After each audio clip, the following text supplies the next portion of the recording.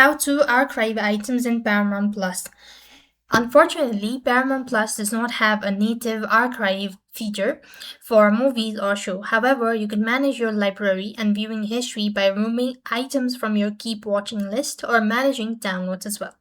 So what you could do is, first thing first, you could simply open your Paramount Plus app or your website.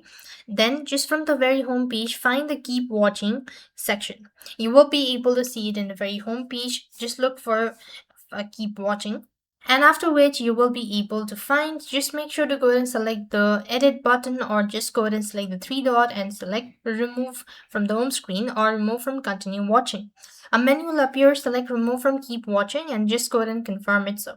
Likewise, you could also go ahead and open up your download section. So for that, you want to make sure to go ahead and open your profile. After which you want to go ahead and select download section, and there you will be able to find all the content. From there as well, you could go ahead and remove or delete the content that is no longer needed.